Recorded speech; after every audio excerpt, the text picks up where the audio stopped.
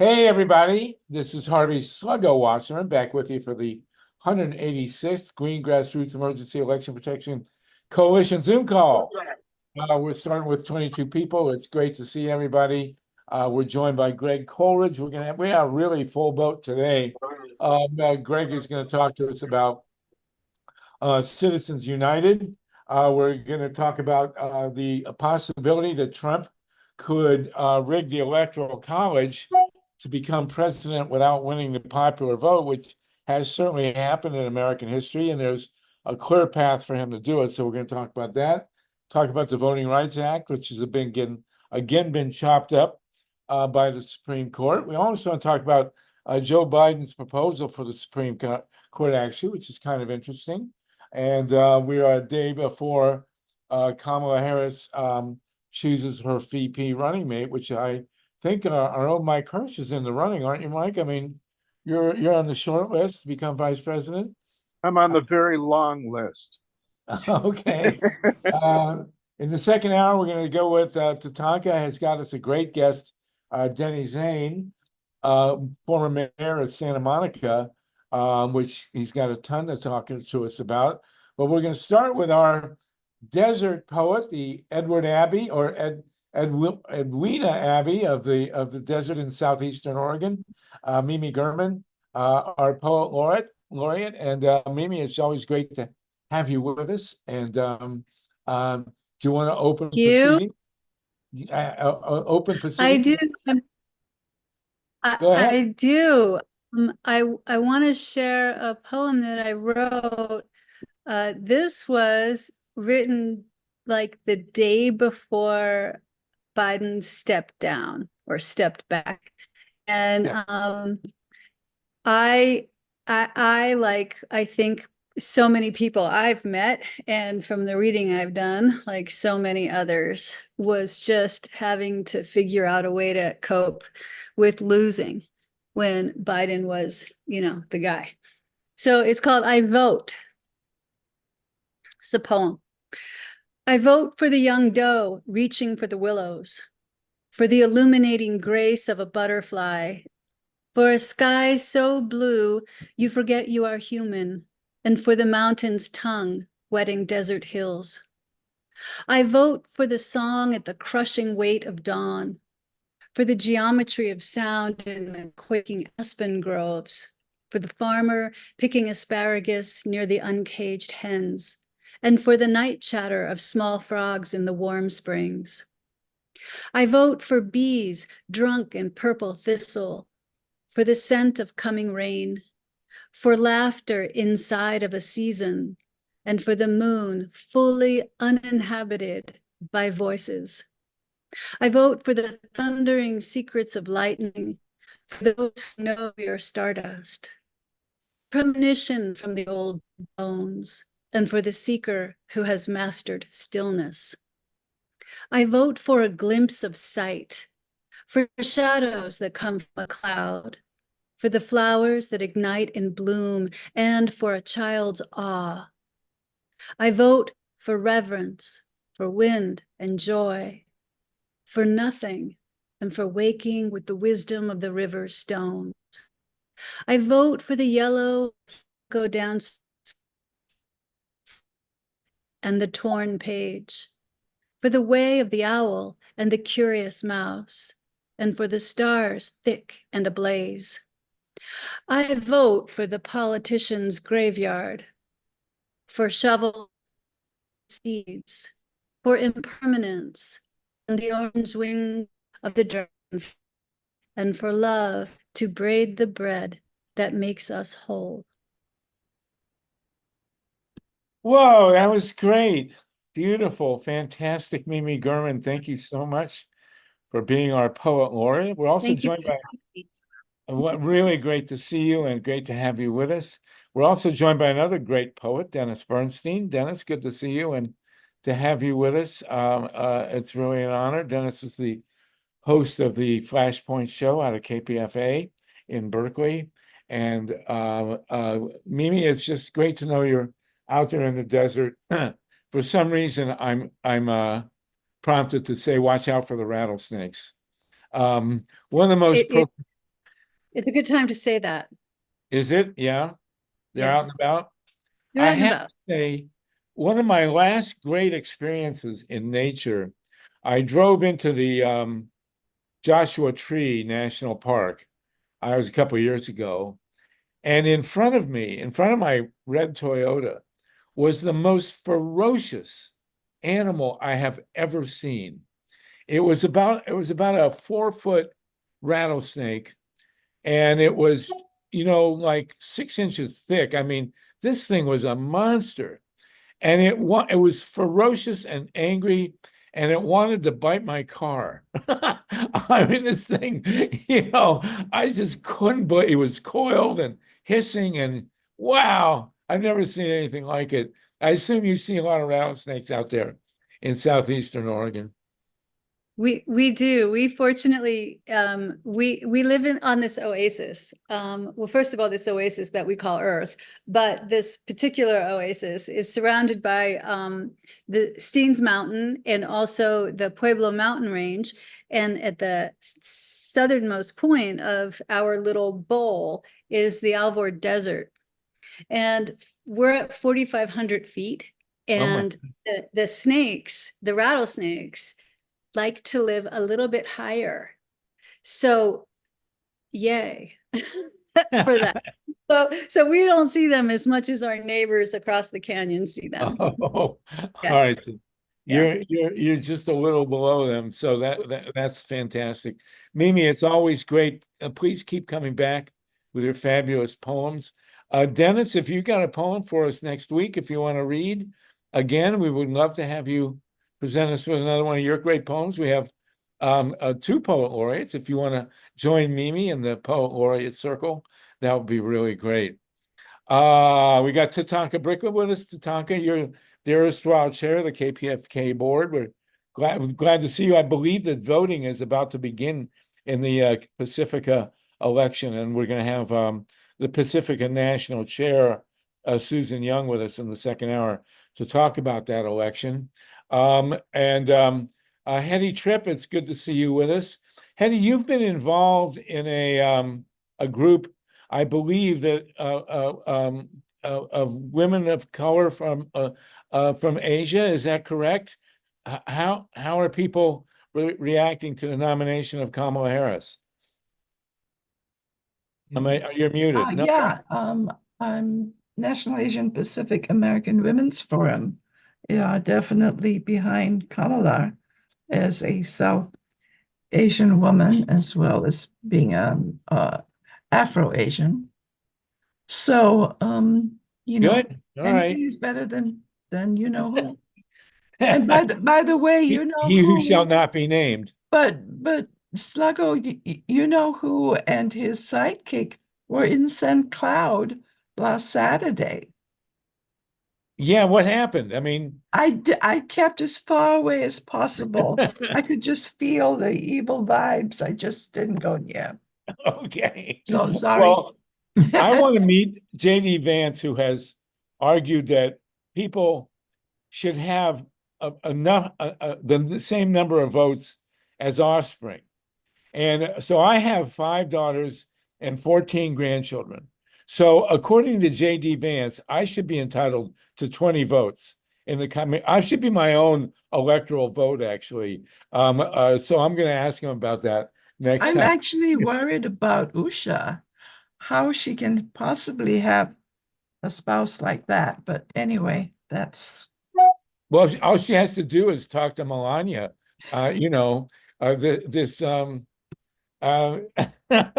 Melania has formed her own women's group. It's called Women Who Are Married to Husbands They Clearly Can't Stand. That would be a great organization. So listen, everybody, we got a packed agenda. Have you heard? Thank you again, Mimi. Dennis, I do want to invite you next week. If you got a poem for us, that would be great. I'd love to. I'll never forget the image of you talking about seeing your brother only from the waist down because he kept working on cars. I love that. Anyway, so listen, we have GREG Coleridge with us, and Greg has been working forever. You are in Northern Ohio, is that right, Greg? And That is right, from the great state that I share with JD Vance. yes, well, take it back from him, will you? But in the meantime, you have been working forever on Citizens United and the issue of money in politics. And I was with your group at one point way back when, but at any rate, it's good to see you. And can you tell us what's the latest with Citizens United?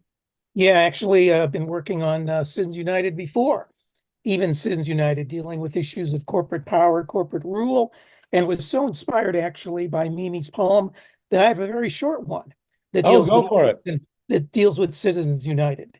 And it please. reads as follows: no decree, regulation, or law is sufficient. No election of any public official is efficient.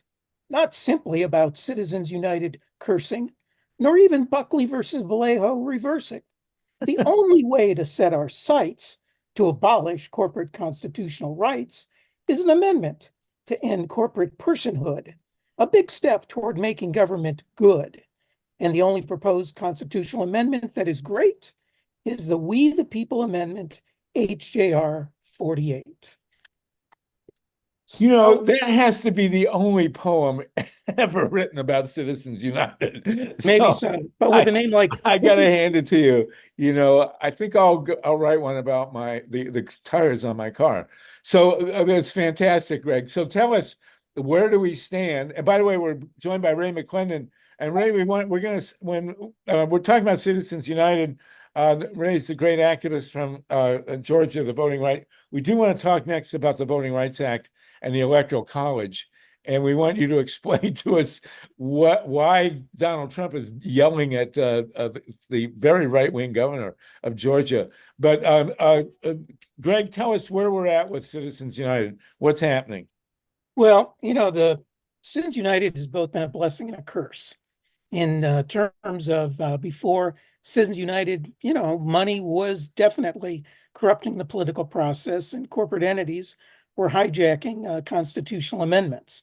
But Citizens United had sort of the extra super duper impact of making these bad decisions and bad governance in which we, the people, were not authentically ruling in any single case, all the more horrific.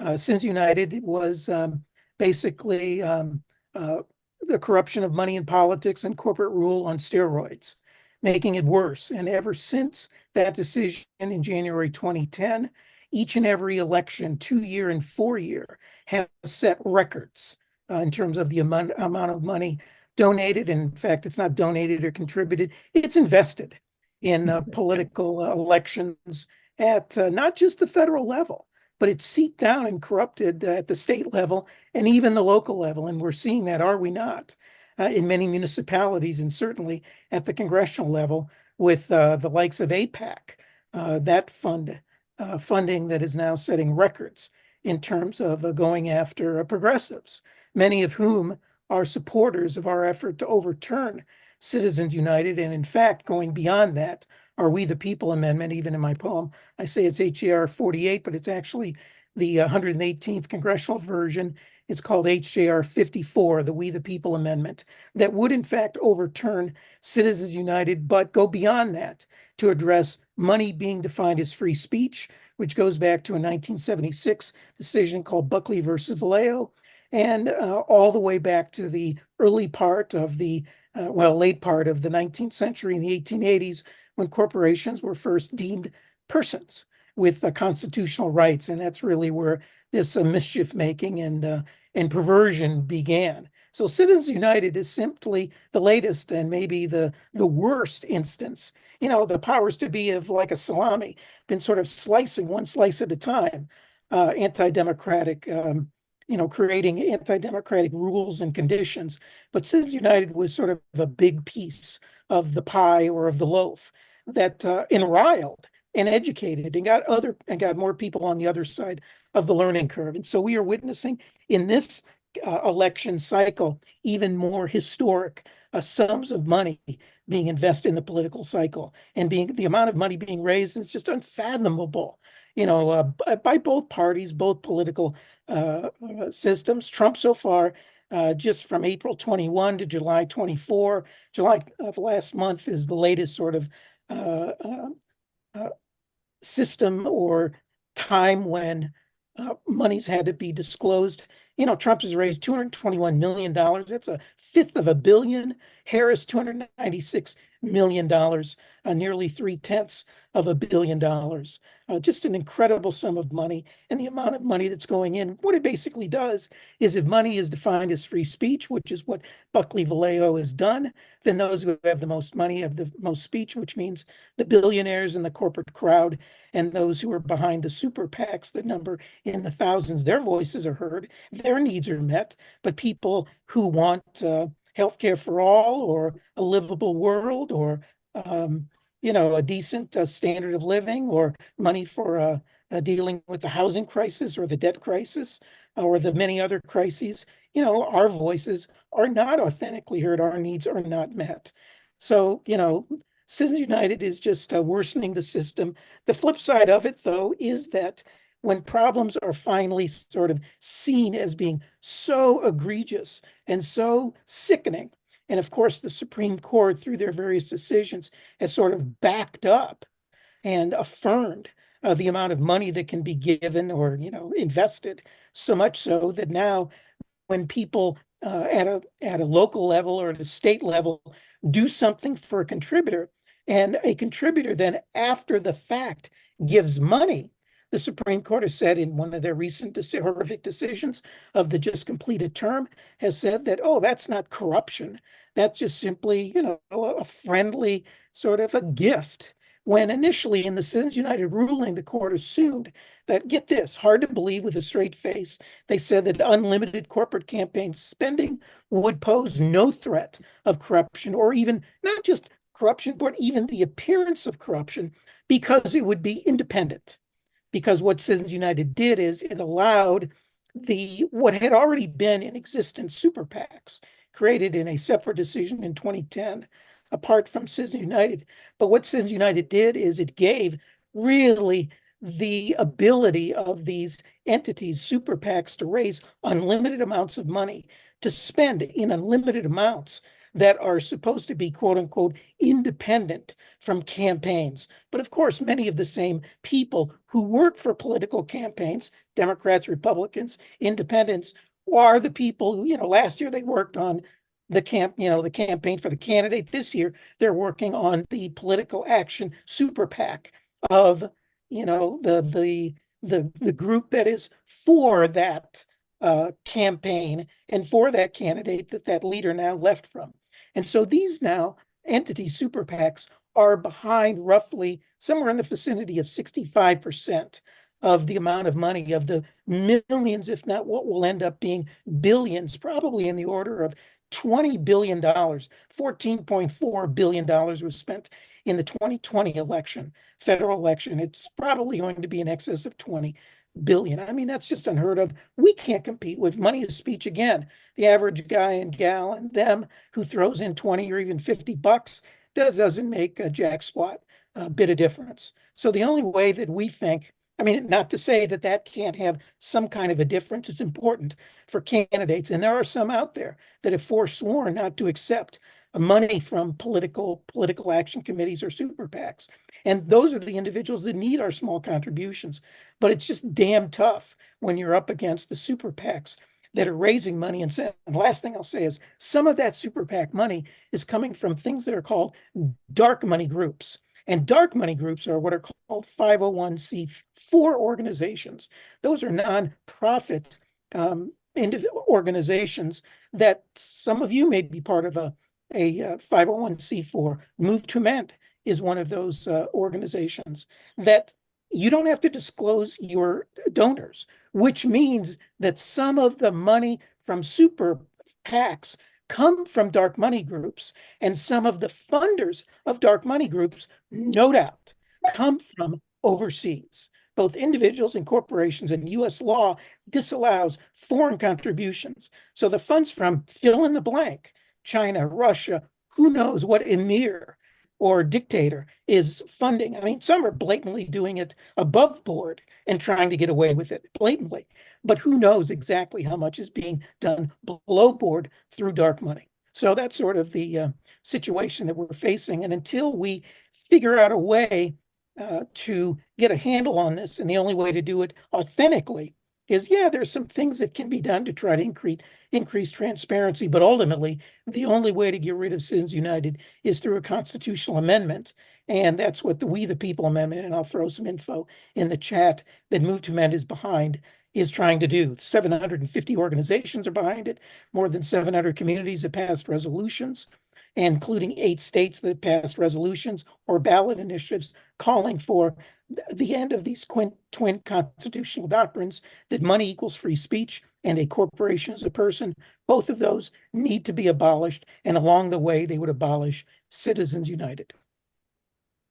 Wow, very beautifully spoken, Greg. And how long have you been on this issue? Like 50 years? I mean, it's really... And not quite, since 1995. You may have remembered a guy named Richard Grossman, who Yes, started Richard an Grossman. organization called the Program on Corporations, Law, and Democracy, group made up of sort of frustrated environmental, labor, and consumer activists that were, doing the good work that many of us do, right? Where we're trying to respond, react, and resist to one corporate harm at a time. But the problem is, by constantly reacting, resisting, and responding, guess what? We're constantly playing defense. And when you're playing defense, that means you can't play offense. And so going after the basic governing rules of which corporate constitutional rights and money is speech is, we're playing offense. Now, we're not anywhere close to having the firepower to deal with corporate power, but it's a whole hell of a lot better to try to play offense, even if you're not powerful enough. Because to do that, you have decolonized your mind and said, you know what? We have to fundamentally deal with the powers that have told us that what's going on today is inevitable and irreversible, and we can't do a damn thing about it. And pardon my French, but that's bullshit. We got to go on the offense. And part of it is to say, sorry, a corporation is not a person, money is not speech, and we are going to change the fundamental rules of the game. Right. Well, Richard Grossman was a wonderful friend of ours, pioneered the critique against the idea that corporations were people. He pointed out that when the Declaration of Independence was written in 1776, there were 6 corporations in what became the United States. They were strictly limited as to where they could do business and what kind of business they could be in. And then the state of New Jersey and Delaware jumped in and gave corporations free rein after the Civil War. And then the chief architect of the nightmare of money dominating politics was Supreme Court Justice, I hate to use the term justice, Judge Lewis Powell, who wrote a memorandum in the 70s, basically arguing that the Chamber of Commerce should take over the United States. And he has basically prevailed. Not even Alexander Hamilton, the great monarchist who helped write the Constitution, I think could have foreseen the domination of money in politics like we have it now. I'd be really interested to talk about Alexander Hamilton with Alexander Hamilton and see, what he thinks about it. If anybody knows a trance medium that could sort of channel Alexander Hamilton, we'll definitely have him on. I do want to compliment you for being in Ohio. Ohio recently did set the price for buying a state legislature. And this was $61 million. It was given to Larry Householder, who was the Speaker of the House, to promote, which he did successfully, a $1 billion bailout for the First Energy Corporation to continue running its 2 insane nuclear plants, the Mistakes by the Lake. But he somehow wound up in federal prison. But we do have the price tag for the Ohio legislature was $61 million. But Trump recently offered to sell American energy policy to the oil and gas industry. His asking price was $1 billion, but you're saying now that $20 billion is going to be spent in this election. So $1 billion is just, a drop in the bucket compared to that. And something's got to be done, obviously. Or we don't have a democracy in any way, shape, or form. So, Greg, your solution tell us exactly what your solution is here. Well, it is to pass the We the People Amendment. It's called HJR 54. That has a couple of provisions. One is to declare that only human beings, not corporate entities, were intended to have constitutional rights. Corporate entities have hijacked it by having the Fourth, Fifth, 14th, and First Amendment, both First Amendment and right to speak, as well as First Amendment right not to speak, have hijacked it to apply to them. So that would end that, and it would also end this notion that money is defined as free speech. So, toward that end, yeah, hey, historically, as you know, Harvey, to bring about change in this country, it's always involved an inside and an outside strategy. So you need to work trying to change the rules of the game and the fundamental rules in our society that sort of dictates so much else that goes on is the Constitution. But the outside is to change the narrative, is to change the culture, is to change how we think about it, how we approach, and to come to accept that what we may have thought about yesterday as being impossible today, or if not today, then certainly tomorrow becomes inevitable.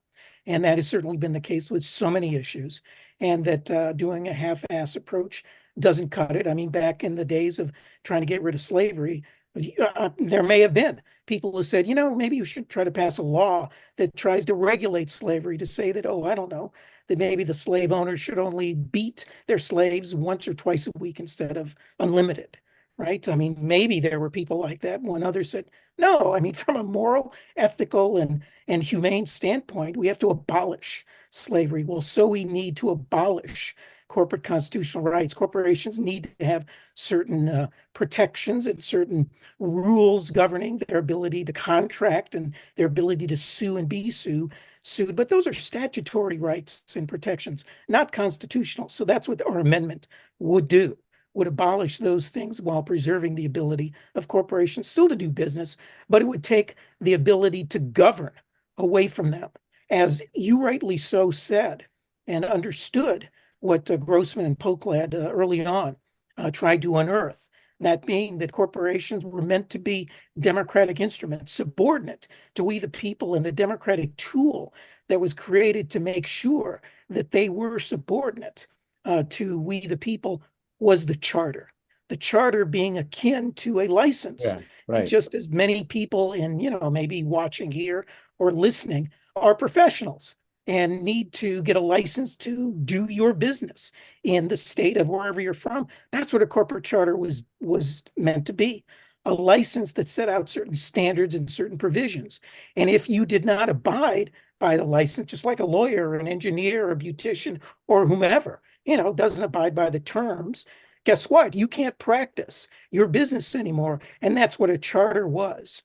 And so many, many times, state legislatures and state courts revoked the corporate charter for them trying to be too big for their corporate britches, and the charter was revoked. And so that's in fact what we're trying to do, in a sense now. The magic of a corporate charter is that it exempts the officers of the corporation from personal liability.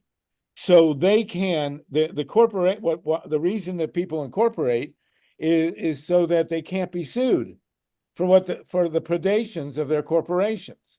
And of course, it's particularly egregious with the nuclear power, the public utilities companies that own nuclear power plants and other things like East Palestine, Ohio, where corporations just flat out kill people, but the officers of the corporation are not liable. That's the sole or the core reason why corporations why rich people set up corporations, so that they are not personally liable for the predations that they do. I do want to point out that this particular entity, the Green Grassroots Emergency Election Protection Coalition, is part of a 501c3. So we cannot advocate for candidates or raise money for candidates. But the donations to GREEP are then tax deductible. And the 501c4 does not have that tax deductible status, and it does funnel money to campaigns. And of course, one of the agenda items, which Ray McClendon is really the godfather, is to point out to progressives that you need to put your money, which is going to campaigns, into grassroots organizing, as opposed to media buys. So that's kind of a different issue than Citizens United. But on the other hand, Ray McClendon, do you want to? We have Wendy and Paul, but Ray McClendon, do you want to comment on the use of money in politics, especially in a state like Georgia, where people are running rampant? But on the other hand, the idea of progressives giving money to grassroots or get out the vote is not, partisan. And so that's one of the ways that money goes in. Progressives can use it. Ray, you're a pioneer in that. Can you tell us about that? I've just been intrigued by the conversation because I think one of the negative consequences is that there's more and more as he called it, investment, where the powers that be believe that they can just bulldoze their way to or bully their way to a victory by just throwing more money into flooding the airwaves. And that can be the case in a lot of communities, but what it's doing is taking an unintended consequences, take money away from the traditional grassroots organizing that informs citizens and really creates better, more informed citizens who are involved year round in civic engagement. And a lot of people that we deal with just tune out all of that money that's going into that kind of horse race to see who can raise the most money. So it's definitely having a negative impact on what we do.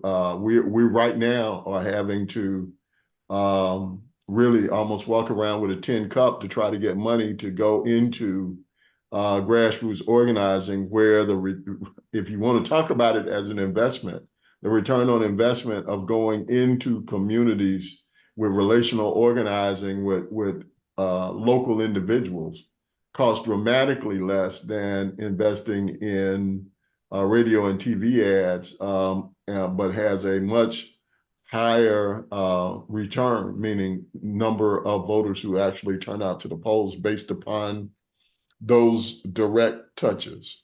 So it does have a great impact, and it would be wonderful to go back to the days of funding by the government for the campaigns themselves, so that this other money could then flow to grassroots organizing as a conduit to connect with people and hopefully have a more literate and informed electorate. Well, it's very interesting dichotomy, because about 20, 30 years ago, Richard Viguerie, extreme right winger, basically said that he wanted fewer people to vote, that the Republicans and the right wing always do better with small turnouts. But lately, the guy, Steve Bannon, who is still in prison, has promoted sort of right-wing grassroots organizing, promoting a higher turnout among people that they know will reliably vote right-wing.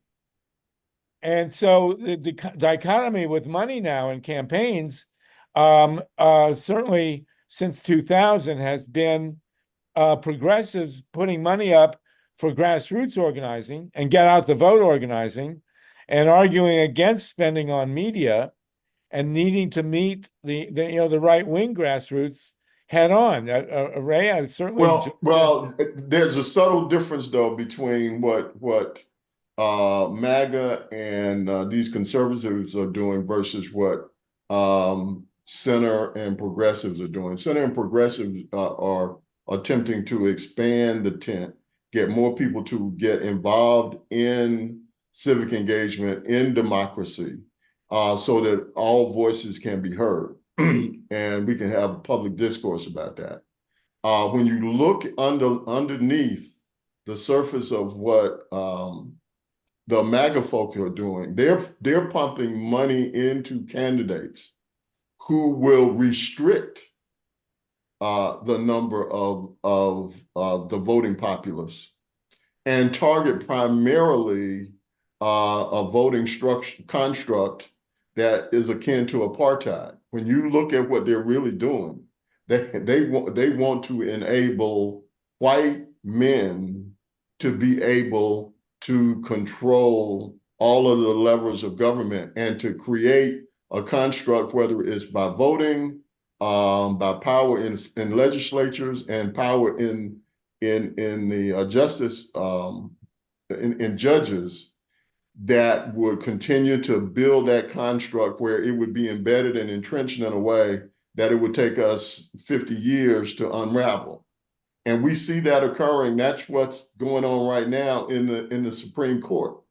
They are really creating a situation where they will concentrate all of the power in a minority, principally being white men. And that's what we see. That's really what they want to do with the power that they have and the investment. When you look at people, J.D. Vance's main supporter, Thiel, Right. when you hear him talk, I mean, he's talking straight out of 1920s and 1930s Hitler playbook. These people don't believe in democracy. Okay, they believe that they can control through oligarchy or other means all of the political systems, the economic systems, and that's what they're trying to build in the United States. And they think that they can get to it by using people like MAGA and others, but they want to create that kind of construct. Conversely, you know, the progressives are looking to expand and grow and let everyone truly want one person, one vote. That's not what the other side is looking to do. Greg, you want to comment on that in terms of the money? Where is the money going? I assume the money is going to precisely what Ray just talked about. Oh, you're muted somehow. How did you get muted? There we go.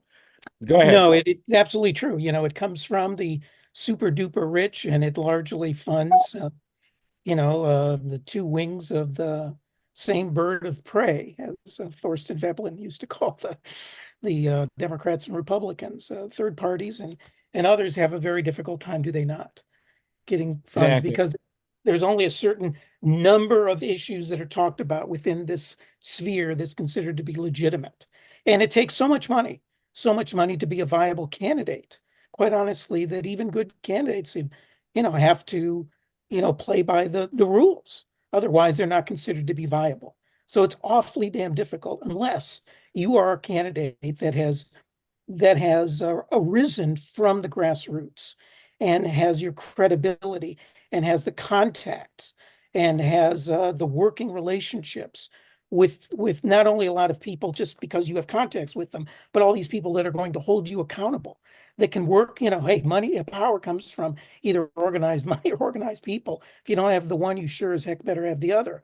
So in that case, then you can sort of offset some of not being able to, you don't have to match dollar for dollar to win a race, but you have to have a certain threshold amount to be considered viable. And of course, the more you go up or down the political system from local to national, the more money becomes the threshold. And it's just so difficult, but it still, to a certain extent, can be offset if you have, incredible movement, an incredible people power movement. Well, of course, the big symbol of that kind of reality is Bernie Sanders, who comes from a small state where money is less leveraged, Vermont, than other states. I do want to point out, Ray mentioned the demographic of pushing hard for white men, and I just thought, unintended consequences. The Pew Charitable Trust did a poll on support for nuclear power. And the support for nuclear power in the United States among men is hugely stronger than among women. Women, and just as a group, according to the Pew Charitable Trust, do not support nuclear power in any way, shape, or form the way men do. And they do support solar and wind way, way more than men. It's a mind-boggling comparison coming at you out of the blue. Men love nuclear power, women do not. Women love solar and wind, men do not. I mean, really, come on, it's mind-boggling. Anyway, we've got 65 people with us. Let's jump on Wendy. Go ahead, then Paul and Mike and MYLA. Go ahead, Wendy, please. Thank you. It's a lively chat you guys have going too. This is a great conversation. And Greg, thank you so much for your work, and everything you said is so important. So just two really quick points. One, I kind of want to dovetail off of what Ray had just mentioned about the authoritarian supremacy, basically through rule. And something I had noticed being in Florida and seeing the way that they gerrymandered the maps a couple of years ago. Desantis went against the state Supreme Court and everybody, and then like even both sides just let it happen. What's happening with the state guard, which is Desantis's private militia and his military, which kind of recruits bad cops that can't get jobs otherwise for his own personal state guard. And with what you see in Texas with their immigration laws there, and what I'm seeing is a pattern that undermines federal law. And I could see how that could be applied later, like cases, what was it, South Carolina, where they had the court case there that was basically saying that the states would be able to decide what their maps are, et cetera. So I just wanted to raise, it's kind of a nebulous, cloudy point, but we can see what's starting to happen here in order to implement that supremacy through going back to states' rights. I just wanted to make one other quick point that's really important about Citizens United that I just found out recently, actually, and it was through seeing somebody from Veterans from Peace speak at a Palestinian liberation meeting, and somehow it came up like within the context. I didn't know that corporations got Fourth Amendment protection. So if anyone who here is a vegetarian or is concerned about like animal rights and factory farming or even just agriculture in general, and that's one sect, I don't know if you know that journalists can't go in and take photos of the way that these animals are being treated. I stopped eating meat like 24 years ago because of the way animals are treated, and most people don't know about it. And that turns out is a protection now under Citizens United, that they have the privacy protections of a person, so they can do whatever they want to these living creatures. And that, again, that's just this one industry. So thank you so much. Thanks both of you guys. Thank you, Wendy. Very good comment. Thank you so much. And, there was a big hoopla. There was a Greenpeace guy who snuck himself onto a whaling ship that was also killing tuna and, produced horrific videos. And they really tried to come down on him hard. Thank you for that. I just put in the chat a link that takes you to a page, Corporate Constitutional Rights Resources, on our website that has little two-page descriptions of the different constitutional rights that corporations have hijacked. So, we could get rid of Citizens United tomorrow morning, but it wouldn't affect one iota the corporate hijacking of the First Amendment right not to speak, Fourth Amendment search and seizure rights, Fifth Amendment takings rights, 14th Amendment due process and equal protection rights. Sort of the list goes on. So yeah, we got to get rid of Citizens United. But before Citizens United, we didn't have much of a, did we really have a democratic paradise then? Not quite. Right. And so, right. Yep. Well, of course, so check that out. And earlier in the chat box was a link to Peter Coyote narrated a 4.5-minute video of why we need Citizens United that talks about just what Wendy mentioned, the Fourth Amendment, Fifth, and others.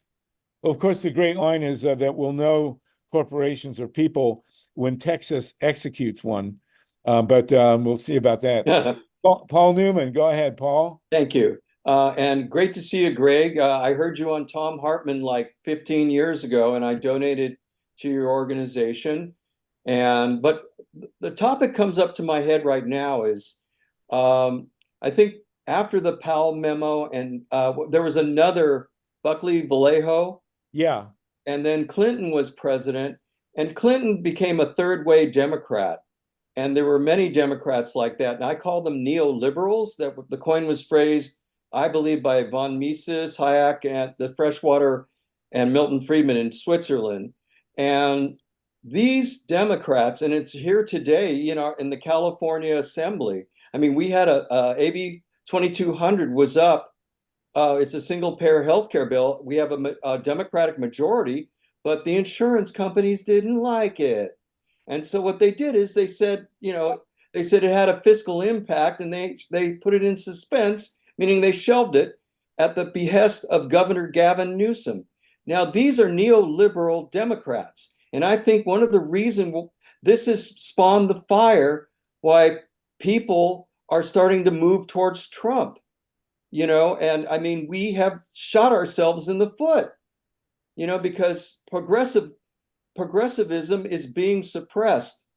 And I think, they're utilizing Citizens United because they know that in order to get fed their food and Gavin Newsom to get elected, he has to go to Blue Shield. And I just basically you're probably in agreement with me, but I think it all started with Clinton.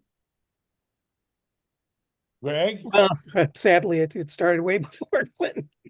Probably, I mean, again, yeah. certain people, certain times, certain instances where it a awful situation. What is given sort of the ability of corporations to rule for 100 years to be so effective is that it was done surreptitiously out of the limelight, using legalese, going to court. People don't know what the hell's being talked about, but then something like Citizens United happens, and it becomes so grotesque that now people are begin to pay attention because it's like anything. I think that after a while, when you're careful and you keep getting away with things, you start making mistakes, and you start getting, if you will, soft. And rather than continuing along the slow pace of the metaphor I used before of a salami, of sort of taking one slice at a time, they just went overboard and thought they could get away. Hey, they control the courts. Maybe they were going to control the elections coming up after Obama, and they just went after it. And it went too far. Yeah. Now, we still don't have the power to fight back, but it's increasing. The opposition is increasing across the board. And you ask young people, why is it on healthcare? Why is it on environmental issues? Why is it on war and peace issues that we can't metaphorically get past first base? And it's because the system isn't broken, but rather it's fixed, as in rigged, in which money and corporate rule dominates the political system. Really? Let me say something Yes, else. Can you Greg? hear me?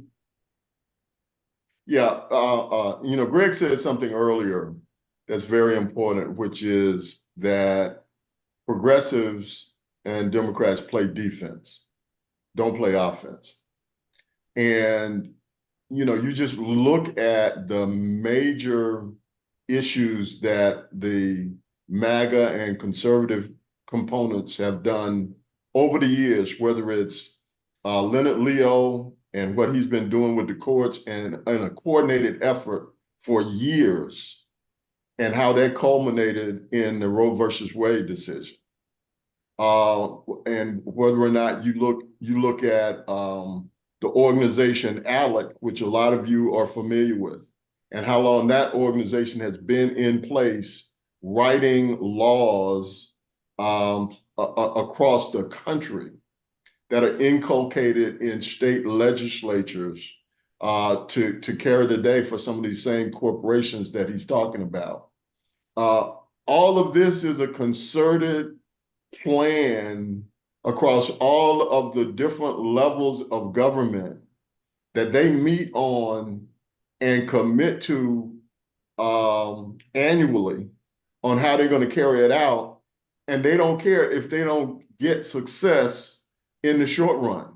This has been going on with them in these areas for decades. I mean, Clarence Thomas is like the Manchurian Candidate. They've been embedded with him. I mean, think about it. They've been embedded with him almost 20 years. Harlan Crow has been investing in having his own own justice for 20 years, and it's paying off. The progressives don't do that. we say let everybody live. We're just trying to make sure we make it better for everyone individually. And we are reactionary in when a lot of negative things come up, as opposed to being proactive for what we want. Hey, there's nothing wrong with being reactionary when a house is burning down. You got to put the fire out. But at some point, you got to ask yourself, when a house after house is on fire, is who the hell are the arsonists? And when are we going to start looking at who is setting these homes ablaze? That's Right. offense. That's dealing with it. And just to sort of make up the point I just put in the chat, Jane Ann Morris, who was one of the principals of POCLAD that was mentioned before, she called herself a corporate anthropologist, wrote this terrific article about sort of reacting by being, good activists instead of saying, wait a second, what the hell's going on with corporate rule, corporate constitutional rights, and money in politics. So I invite you to check it out. Yes, please do. Mike HERSH. Mike has got some words for us from PDA, Progressive Democrats of America. And Mike, we got 66 people to hear you. Ray and Greg, this has been really great. Thank you, Wendy and Paul. And by the way, Paul, I still am waiting for you to get a picture of Eleanor Roosevelt behind you with Franklin. She is the one who really ran the show. So I'm just urging you to do that. Mike HERSH. Oh, you're muted here. There we go. Mike, Yeah, let's hear it, bro. Yeah, thanks so much, everybody. Great discussion. And I just want to underscore what Greg is saying, that very often the two major parties play a kind of an okie doke with us, where the Republicans will kill bills and the Democrats will say, oh, the Republicans killed them. And as Paul mentioned, in California, we have the phenomenon of Democrats killing Democratic bills. So do not be deceived. And, just because somebody says they're a Democrat doesn't mean that they're not really a conservative. And neoliberal, as Paul brought up, was a name concocted to trick liberal people into supporting what amounts to corporatism, which Mussolini called fascism. So it's not me saying that these neoliberals are fascists. They're following in the way of Mussolini. When they tried to sell the same ideology to the conservatives, they didn't like the term neoliberal, so they started marketing it as neoconservative. So do not be deceived that there is absolutely a bipartisan okie doke going on. That said, there has never been a third party candidate elected to Congress this century, I don't think. Sluggo, you might correct me. No, you're right. There have been independents like Bernie Sanders, and I think Angus King from Maine is an independent. Right. Yeah, that's right. And William F. Buckley's brother won in New York and filled out the rest of the term that was left behind when RFK Sr. was assassinated. He was a senator from New York, even though he was from Massachusetts. It's a long story. But anyway, I say that to say this. Not all Democrats are the same. However, even the mansions and the cinemas, people like that who were basically Republicans in most respects, had a better voting record than nearly every single Republican on every single bill. So what we're seeing is, people will call it a duopoly. That's a little bit different from a monopoly. And there are clear lines of distinction where the worst Democrat is actually better than the best Republican, because they'll end up with a bunch of people who are really good, like, the Jamie Raskins and Pramila Jayapals of the world might be committee or subcommittee chairs. It's complicated, and it's an inside game. And if you think about how change is accomplished, it's accomplished through outside pressure and inside pressure. Outside pressure without inside pressure does not articulate anything that the system can be forced to do. So they can pat you on the head and say, yes, we support Black Lives Matter, but then they won't let the reparations bill come up for a vote. That's the okie doke. If you play the inside game, like Bernie Sanders does very well, he extracted a whole bunch of things from Biden and got some good things done under Biden. Not that Biden was great by any means. I'm saying that Biden is better than Trump because Biden listened to Bernie. The more people listen to Bernie and AOC and Pramila Jayapal, who we've had on our Zoom, the better off we all are. Absolutely. Now, here's the thing I'm trying to tell you. The primaries matter a lot, and our enemies know that. The enemies of progress know that. They have dumped tons of money, Republican MAGA money, in Democratic primaries. This is not a partisan thing. This is just something that it's been going on. They took out a wonderful legislator named Jamal Bowman. They set up his district where it would be very difficult for him to be reelected. And then just to make sure he didn't get reelected, they buried him in a blizzard of money. It was by far the most expensive primary in history, with almost all of the money coming from shadowy MAGA groups, unregulated, thanks to Citizens United, Buckley versus Vallejo, and the Supreme Court let anything go decisions which eviscerated carefully negotiated campaign finance laws that were clearly constitutional in every possible way, meticulously negotiated and hard won. And the Supreme Court came, and even though the subject matter was not even an issue in the cases, they ran amok and made these decisions that went far beyond what the plaintiffs were even asking for in order to let loose the floodgates of money. And we saw that in the Jamal Bowman primary, where conservative right-wing MAGA billionaires, and as Greg was saying, we don't know where the money's coming from. It could be foreign people. It could be people with all kinds of special interests. And they pioneered that by taking out Donna Edwards. They took out Nina Turner. They took out Jamal Bowman. And now they've got their sights set on Cori Bush, who's got a very tough primary tomorrow. Now, the thing that unites all of those people who've been taken out is they're a special kind of Democrat called a progressive Democrat. And the progressive Democrats are just New Deal Democrats. That's all they are, New Deal Democrats. And the Democratic Party has moved so far to the right, and the Republican Party has moved so far, almost off the spectrum now, that the things that FDR fought for, that lifted up millions of people in every corner of this country, have been eviscerated. The economic stabilizers that kept recessions from running out of control have been eviscerated. They've moved from taxing corporations to borrowing money from corporations and taxing Social Security and things that ordinary people do. And it's just very important. If you want to do something about it, I'm going to drop a link into the chat where you can make phone calls. Make some phone calls for Cori Bush, because she is an absolute hero, and she is being targeted for defeat, not by Democrats, but by right-wing MAGA people. So they can run a MAGA Democrat against a MAGA Republican, and we, no matter who wins, we lose.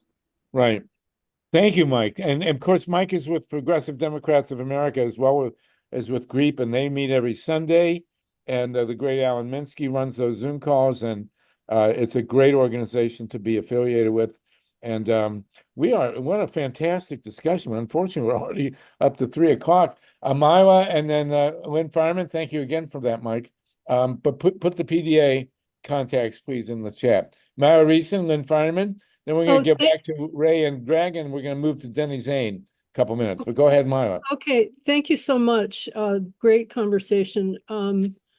Can you all see this this article, this ProPublica article that was published last month about a secret organization, a Christian organization called Ziklag? I don't know if it's on your radar. Can you We see can the see it screen? now, yeah. Great. So they, according to this article, they raised about $12 million, and they have a two-pronged approach. One is purging likely Democratic voters from the voter rolls, and they're also getting out the vote, doing relational organizing, among other things, to bring more Christian reactionary voters to the polls.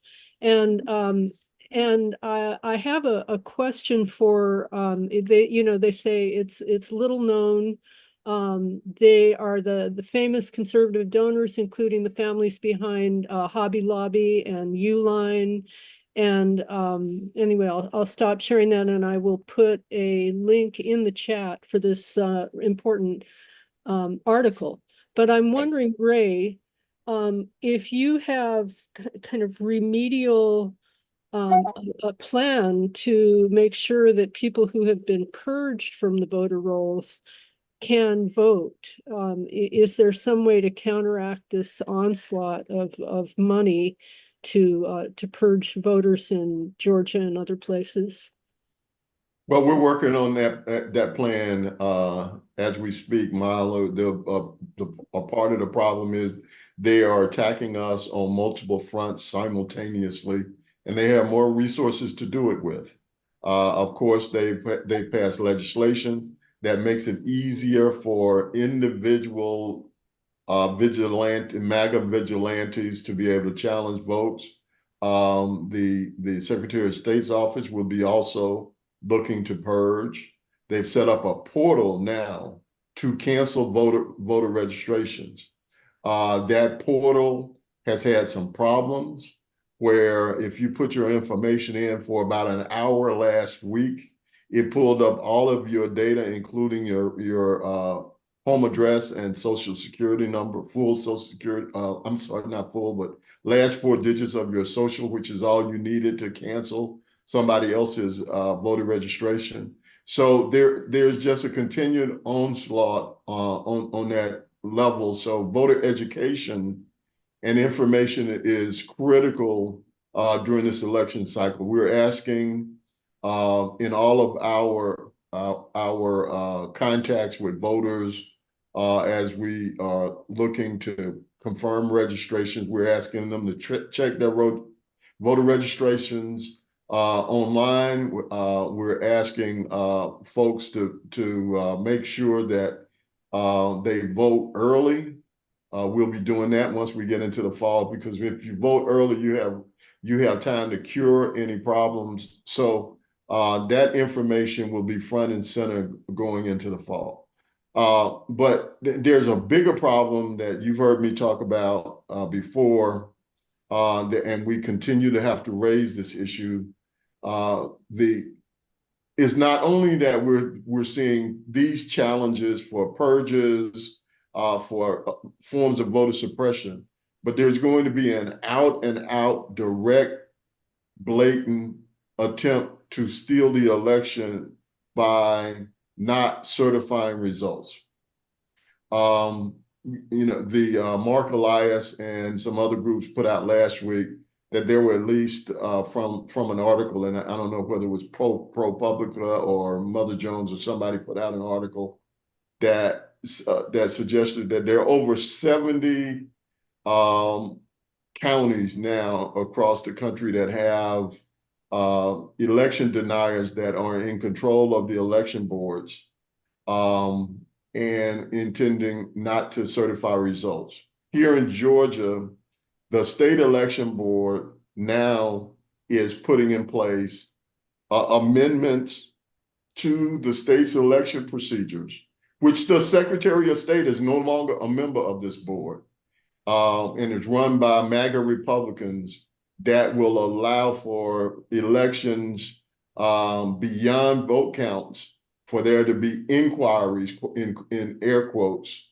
on local county elections, and therefore potentially bring those elections that otherwise should be certified into a position to be adjudicated by the state election board. On Saturday, Trump was in Atlanta for a rally.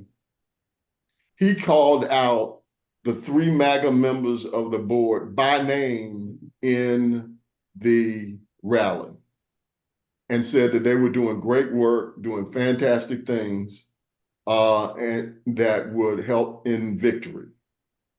So this is coming in November, that across the country in battleground states, there will be moves by state election boards, by local election boards, to deny certification to otherwise officially cast ballots for one party or the other. What they are intending to do is to make sure that they gum up the works enough at that level to where they can throw it to the states, to the state legislatures, or throw it to the Congress, which they hope will be still Republican controlled. So we're going to have major battles, even if we are successful in turning out the vote, legitimate vote. There will be enough of those kinds of situations around the country in battleground states, including Georgia, that will potentially throw the vote into chaos. And I don't think we're paying enough attention to that. There's a meeting here in the morning at the state capitol with this election board where they're going to have a host of amendments that would give them the power to essentially decertify elections based upon their reasonable, in air quotes, inquiry. Well, and this is a big deal. And Denny, we're jumping into a bit of your time, but please stay with us, Denny Zane. The bottom line is that the Constitution says that you have to have 270 electoral votes. And if you don't have so she could win, 269 to 100, but she still wouldn't win the Electoral College. And the vote that then goes, and they do that, as you say, Ray, by failing to certify the states. So you shortchange the full count in the Electoral College. And it then goes to the House. And the House votes for the president by state. Each state has one vote. Each delegation to the Congress has one vote. Correct me if I'm wrong on this. And then each state delegation to the Congress votes on how their electoral votes will go. And at this point in time, the Republicans have more state delegations under their control than the Democrats. So she could win 269 to 0. And if it goes to the House and 27 states vote for Trump, he becomes president. Is that correct? Yeah, Sluggo, that is correct. And I don't think they even have to vote for Trump. I think they can vote for whoever they want. Well, yeah, right. That they'll probably vote for Taylor Swift, right? No, she's too progressive. So, I mean, that's the reality we're looking at. And Georgia has been the pioneer in this madness, right? And is that why, Ray, that Trump was yelling at Governor Kemp? I was astounded. Well, he was relitigating. He's still mad with Trump relitigating 2020. And he knows, and so he's trying to put pressure on him about 2020 and to try to move him out of the way for this coup attempt by local and state election board members in 2024. It's being teed up. And I don't think there's enough spotlight on this issue. We've got to get more poll workers, more election monitors. We've got to pay more attention to these. We've got to attend these local election board meetings because these are the people who have been embedded over the years, going back to the point about where are the MAGA conservatives investing their money. They've been investing over the last year or year and a half in shoring up and fortifying and hardening their positions on the local level, in school boards and election boards, so that when these votes come up in the fall, they will be able to gum up the works enough to either just flat out throw out results that would support the Democratic candidate, or not certify and throw it into a lurch where they just throw their hands up and say, well, we don't know who won, so let's just let the state legislature decide. Well, we're gonna do a deep dive on this next week. Okay, that sounds good. I guarantee you that people are gonna be paying attention. Ray, we will get the word out and you'll be in the forefront of it with Greg. But this is absolutely, that's why they were trying to hang Mike Pence last time. I mean, that's the head of the Heritage Foundation said something very poignant, and this ties back into what Greg's talking about. They've got a strategy and they're investing in this strategy. But they don't want to talk about it. Trump kind of let the cat out of the bag by highlighting these folks from the podium. Now you had the lieutenant governor, you got other statewide members there, but these are the three people that he called out directly. Yep. And the head of the Heritage Foundation said, we got some other plans for this second American Revolution, but we can't talk about them. Well, we're going to talk about them now. This is a part of that plan. Let's have a definitive discussion on this next week. All right, sounds good. We got to deal with that. Okay. Okay, we got to deal with this. We got to deal with a deep dive. We need to have all the numbers in a row, but this is terrifying because it's very clear what they can do. And that's what they're expecting to do in 2020. And who knew that Mike Pence would turn into a great American hero, but they could have pulled it off in 2020. And in fact, I think the march on the Capitol disrupted them. And if it hadn't been for the January 6th march on the Capitol, I think they could have pulled this off in 2020. But we need to be prepared. We do have 90 days. So Ray, if you'll come back, Greg, next week, we will deal with this. Lynn Feinerman had him, then I'm going to go to Susan Young, and then we'll go to Denny Zane. Okay, thank you very much, Ray and Greg. We're moving to the second hour now. A great hour. We're going to repeat next week. I'm sure Dennis Bernstein is going to want to talk about this too on his through flashpoints. But Lynn, go ahead, please.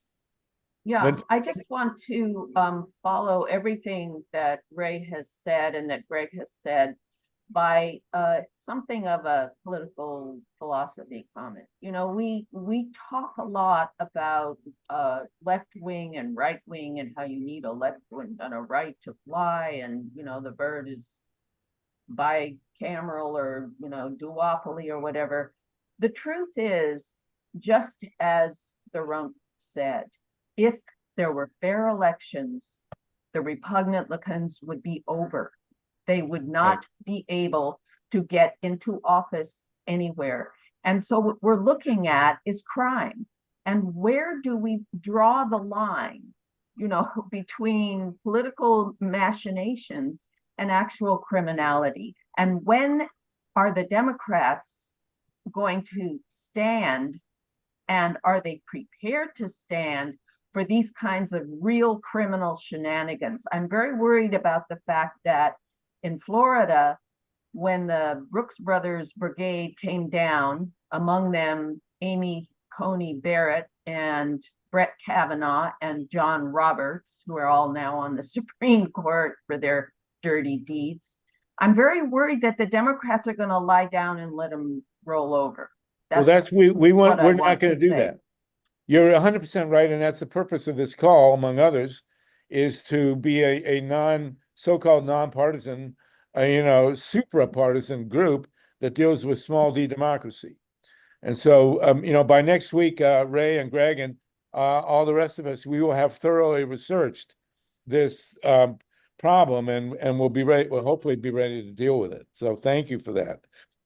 Ruth Strauss, I'll get you in a minute, but Susan Young was first, and then we're going to go to Ruth and then to Denny Zane. Susan Young is the chair of the Pacifica National Board. Tatanka Bricker is the chair of the KPFK board. So we have big mucky mucks here from Pacifica. But I wanted you to talk, Susan, very quickly about the election that's going on now at Pacifica. Can you do that, please? Sure. But let me just say, I remember Florida being stolen by the Brooks Brothers. And one of the things I want to talk about, and Harvey's given me a moment to do that, is we need to flood the Capitol, and we need to flood every place where ballots are being counted with people who surround them and let them know that we have them under scrutiny, and we're going to surround the damn Supreme Court with signs that say impeach Alito. So anyway, that's part of what I wanted to deal with. Harvey, MYLA, and I all serve on the Pacifica National Board. Harvey and MYLA represent KPFK, which is Los Angeles. I'm the chair of the Pacifica National Board. I represent KPFT, which is in Houston. We're the only Pacifica station in a red state. And we were bombed twice by the KKK over our 53-year history. Thank you very much. At any rate, we have got the basic basis of our elections under the current bylaws, which are a little bit arduous, is that there are delegate elections 2 out of every 3 years. We have a delegate election this year. We elect delegates by station. You have to be a member of the station to vote. June 30th was the deadline for that membership. We have enough people running for listener member delegates and staff member delegates at each station to be able to move forward with the election. Ballots will be coming out. They're electronic. They will be coming out August 15th. They are due by September 30th. If you were a member, Tatanka, others of us, please vote. Get everyone you know to vote. Understand who is running. And understand who are the people who are sane and the people who are insane, and only vote for the ones who are sane, and don't vote at all for the ones who are insane. Okay. So that's one thing. I had another issue. I want the Constitutional Center to line up the Yale and Harvard law schools to condemn the SCOTUS immunity decision. And to say that the justices, other than Amy, who apparently went to Notre Dame, are no longer welcome as their alums. We need to just let them be fried for what they have done. They have absolutely destroyed the Constitution. I feel strongly about it. And I am a proud childless cat lady. Okay. Very good. Thank you so much, Susan Young. We'll have you back to promote the elections at Pacifica. Everybody who's a member, you're going to get your ballot after August 15th, and we will suggest ways to vote. We have at Pacifica a two-party system, the sane and the insane, but we won't talk about that, as Susan has pointed out. Okay. Thank you, Susan Young. We're going to go, Tatanka, I want you to introduce Denny Zane, but very quickly, if you don't mind, Ruth Strauss raised her hand. Ruth, if you can make a quick comment, and then we'll go to Tatanka Bricka, who's going to introduce the former mayor of Santa Monica. Ruth? Yeah, quickly. I actually heard on Tom Hartman that it 270 was with the group of electors that were present the last time, and it actually is a percentage of the electors that is in the Constitution. So it may not be a full 270. Well, we that's gotta, and then, pardon? Yeah, we got to research that. Go ahead. Okay. And in terms of Trump, he insulted Brian Kemp and Brad Raffensperger. He has such a limited vocabulary and such a constricted mind, and all he can do is make, 2-word sentences. He's worse than George Bush. Well, Trump with a conjunction and insult people. The other thing I wanted to say is Rachel Scott, my cousin, is producer of the ABC News in the Midwest Bureau, and he produced that debate with Trump. And everybody should watch Rachel Scott, the African-American woman who skewered him. She's 27 years old, and she's a dynamo. The last thing I wanted to say in regards to what Susan Young said, I really would hope that Lawrence Tribe and Ludig, who is a Ruth, you're going in and conservative out on us. justice, and all of those people would write a letter to the 11th Circuit and to the Supreme Court about how this immunity thing is ridiculous. Academic professors of law really ought to do this. Now, Okay. just a quickie, the 11th Circuit has decided that you can't send any more complaints because they got 1,000 complaints and they were tired of the complaints against Aileen Cannon. But that was a couple of months ago, so maybe it can still right. happen. So anybody who knows a professor of law, please get them to do that. Thank you. Thank you, Ruth. The only representative we have on our call from Alabama. Good to hear from you. Okay, Tatanka Bricko, we have a great guest, and then we're going to segue into a discussion of Diablo Canyon. But Denny Zane, you've been mayor of Santa Monica. Tatanka, go ahead and introduce this great guy. Well, thank you, Harvey. Thank you, everyone, for showing up. Thank you for the speakers, and thank you, Denny. I'll try to keep this short. It's hard. Denny and I have known each other for several years. I also worked in 2004. We were trying to get rid of W and his grassroots organization, canvassing beach cities and Hollywood and South Central and Long Beach, a whole bunch of areas. Anyway, he's an amazing behind-the-scenes organizer, and you probably don't know all that he's done that you're benefiting from. So he's the former mayor of Santa Monica. We're still benefiting from the way they organized renters, affordable housing, and the promenade, etc. He's the former executive director of the Coalition for Clean Air. He's a founding executive director of Move LA, and he proposed to LA County Metro the transit funding measures R in 2008 and M in 2006, and built the coalitions that secured 2/3 voter support in Southern California. Those measures are now generating, get this, $2.4 billion per year for an historic build out of the LA County transit system. Subsequently, Denny proposed Measure H in 2017 to LA County and Measure ULA 2022, the so-called, the mansion tax to LA City. He built the coalitions needed for their success at the ballot box. These measures together provide over $2 billion per year for homelessness prevention and affordable housing in LA City and County. So put together, Denny Zane has been responsible for nearly $3.5 billion per year in public investments for crucial public needs. Denny is the guy behind the scenes who gets things done, which is why I wanted him here today. We're talking about renewable energy, and he's making the argument of what can be done as infrastructure and how it can be funded, not because he believes it, because he's proven it.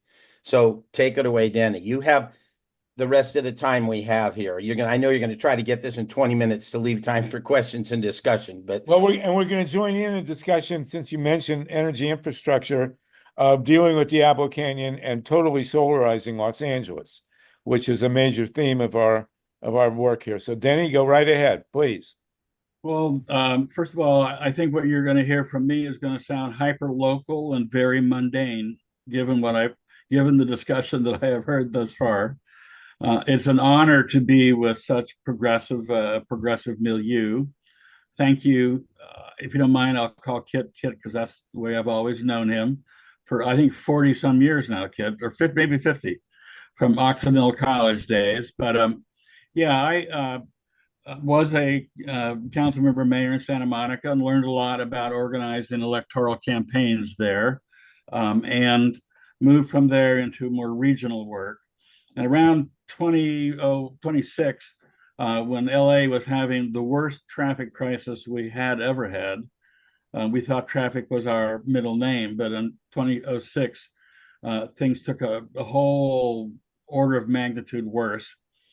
Mayor Antonio Villaraigosa had just become mayor, and so I began building a coalition to try to support Antonio's subway to the sea. But we learned that with these sorts of things, the only way to get money in California because of Prop 13 is really by going to the ballot. And in those days, it had to be a 2/3 vote. And so you couldn't win a 2/3 vote for a subway. You had to go region-wide, county-wide, in order to get 2/3 vote. And thus, Measure R, if you look at it, it is a county-wide investment program. Measure M, the subsequent measure in 2016, together those things, the map of the build out for that system would blow your mind. It will be very much like a restoration of the once 500-mile system that existed before the automobile came around. It's fairly inexorable because the measures themselves have no sunset. They will keep building and operating this system in perpetuity. Similarly, Measure ULA, now this one was distinct because it was a tax on high value property when it's sold. And so the super rich in Los Angeles were fit to be tied, and frankly still are, because our philosophy then was that, you know, the beneficiaries of the hot real estate market should be taxed to pay for the needs of those who are being hurt in the real estate market.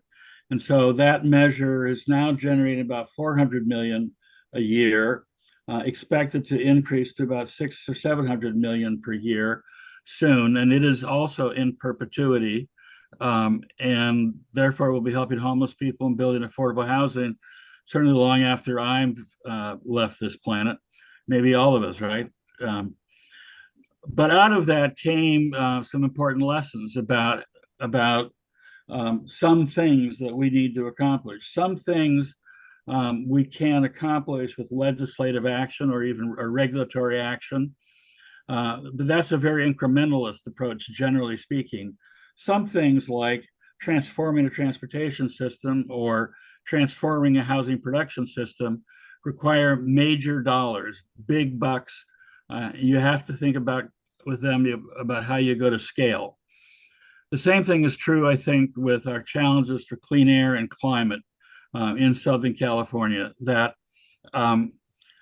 we have been moving too incrementally. California has had a major leadership role internationally with the creation of the electric vehicle program and a number of other related policies, and the generation of a cap and trade program to create ongoing money for that. But it's nowhere near the scale needed to really address both our clean air and our climate health needs in Southern California. So those of us who have been working successfully to put ballot measures on the ballot in LA City and LA County to raise this 3.5 billion a year are planning and developing a ballot measure for all of Southern California for 2026. When I say all of Southern California, what I really mean is the district under the jurisdiction of the South Coast Air Quality Management District, which is LA County, Orange County, Riverside counties, and San Bernardino counties, all in one district. Right now, there is no ballot measure authority there, so we will have to get legislative authorization to do that. We expect that we will be able to do that. We believe that we will have the strong support of the labor movement, hopefully including the building trades, on this effort, and that the legislature will create an opportunity in the South Coast for such a measure. But in the last several years, there's been a change that's very, very important. The courts ruled in 2018 that voter initiatives do not need to get 2/3 vote. Only ballot measures, tax measures that are sponsored by local governments need 2/3 vote. Voter initiatives where you collect signatures and put it on the ballot only need a majority vote. That's how we won Measure ULA. We got 58%, but because we had qualified it with the help of the building trades and SEIU and Unite Here, it only needed a majority vote. The measure that we want to do for clean air and climate will only need a majority vote. We will circulate do a signature drive for that. we think that we can put together an investment program that will be on the order of $3 billion a year for these purposes. And that will likely be expended for the following. First of all, one of the things that I think should be dawning on us now, those of us who watch the clean air and climate world, we know that our priority emission reductions has to be principally transportation and power generation. That's what, more than a majority of our greenhouse gases and about 80% of our NOx emissions that create ozone. That's the biggest challenge that we have to do first. Not the only challenge, but the biggest first challenge. And so we should be becoming increasingly aware that the electric vehicle technology has now, measured up to the challenge of the marketplace and is dramatically increasing in sales, not only in the US, but actually around the world. In fact, China far more than in the US, and frankly, in Europe, far more than the US. Even though that program idea started in California, we are behind those parts of the world in terms of vehicle deployment. And the reason we're behind is because we don't have the charging infrastructure we need. People are reluctant to buy an EV if they can't knowingly, easily, comfortably charge it. But in the heavy duty vehicle, which batteries will unlikely do well because the commercial long haul trucks will be very sensitive to the weight of the batteries, very sensitive to the range constraints, and very sensitive to how long it takes to charge. And so the best technology opportunities for long haul trucking, which is really now the dominant source of our air pollution, is going to be green hydrogen produced, we think, principally through electrolytic hydrogen production. Now, both charging and electrolytic hydrogen production require a lot of electricity, more than we now have. And so the planning in the state of California, broadly speaking, but also in Southern California, needs to ramp up to increase the renewable power production beyond what we now have. We have very good standards. By 2045, we're supposed to have 100% renewable power. But the industries that create this power and then operate this power need to get the message that we need to accelerate this effort. We have to accelerate that effort in order to accelerate our EV program, our EV charging, and our electrolytic hydrogen, so that we can accelerate the deployment of zero emission technologies in virtually every transportation sector. So that's what a ballot measure like this would want to do. If you're raising $3 billion a year over 30 years, it's a $90 billion revenue stream. And so a big chunk of that would have to go to investments in expanding renewable power much more quickly than we are doing now, expanding EV charging, creating and expanding electrolytic hydrogen systems for our trucks and our shipping. And that will be a major investment program.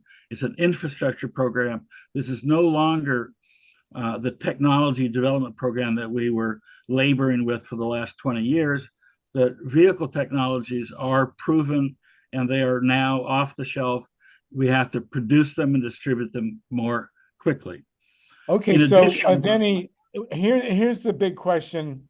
Not everybody here is from LA, but I think everybody is interested in LA. We all understand that LA is a linchpin in whatever kind of change we need to make. So we have a two-pronged agenda here that LA, in one way or another, could leverage.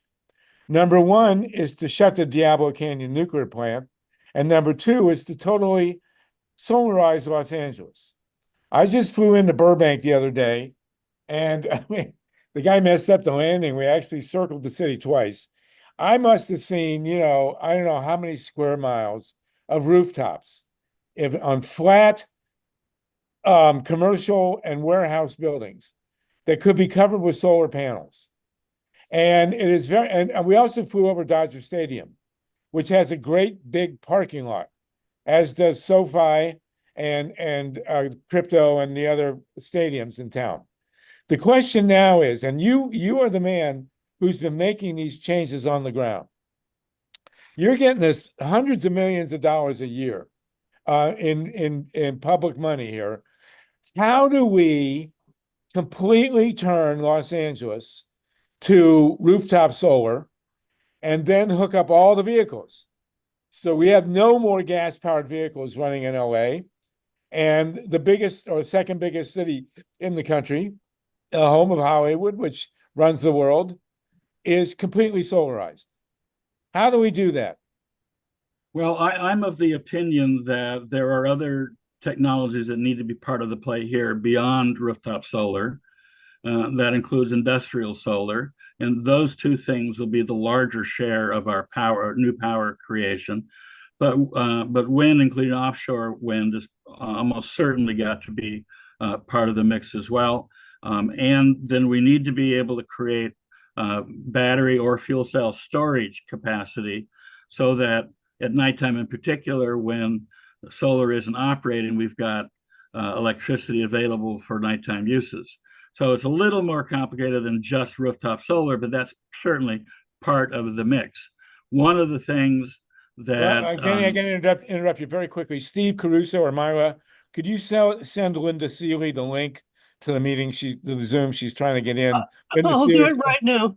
Please. She just got here. I just entered. She just got here. All right. Yeah. Go ahead, Denny. Sorry to interrupt, Yeah, but we have Linda Seeley from the Mothers for Peace to join you. But go ahead.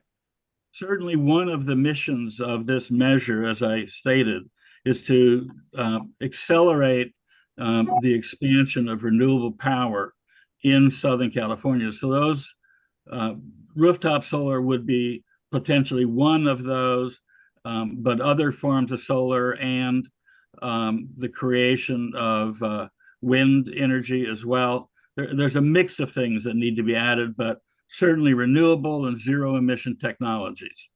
Secondly, on the vehicle side, light duty vehicles are only a part of our mix here, and they are not.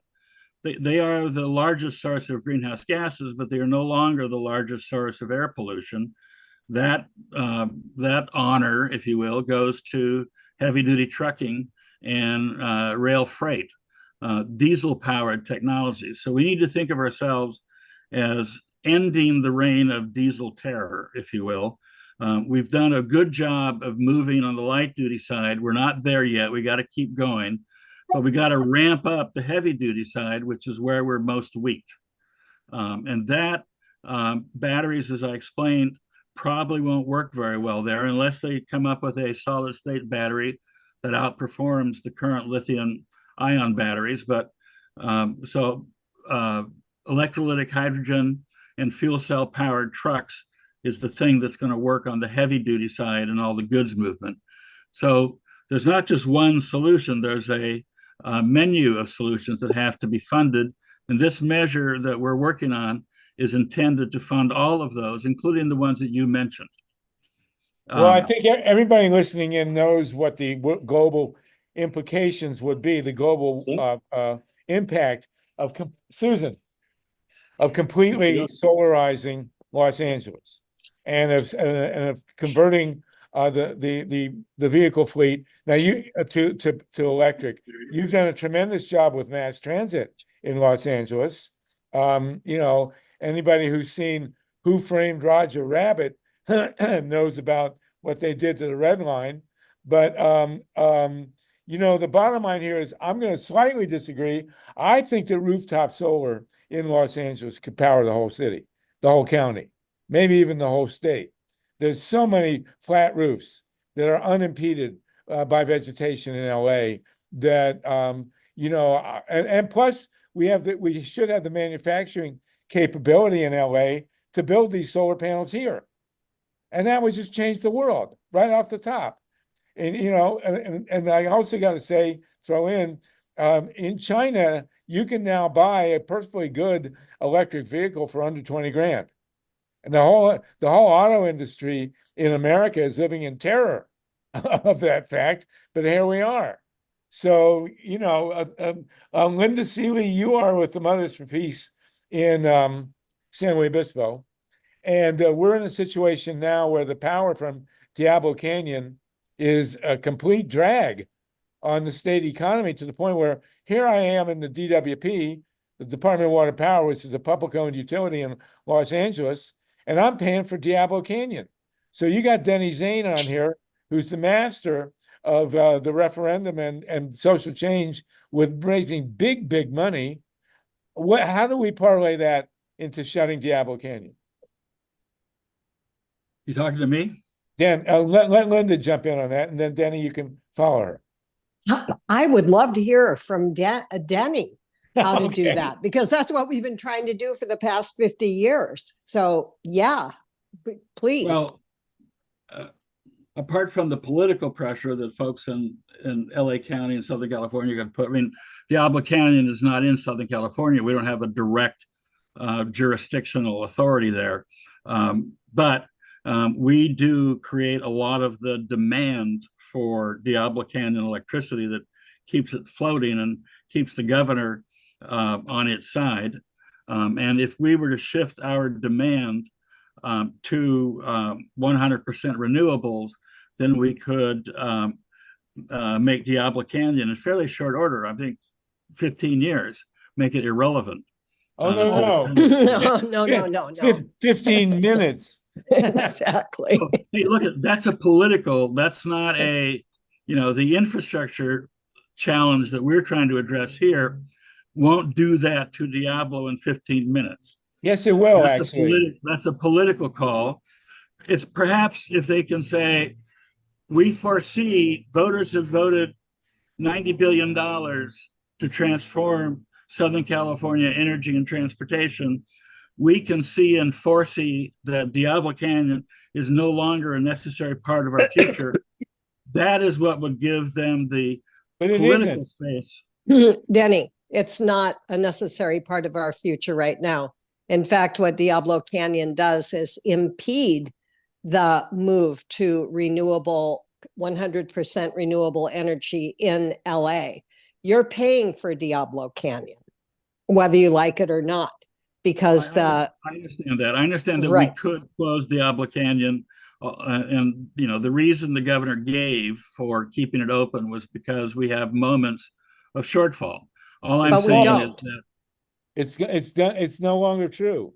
No more shortfall. For the last 100 days. That's what the governor said. I have no expertise on that. That's what the governor said. So we need you to get this expertise, Denny.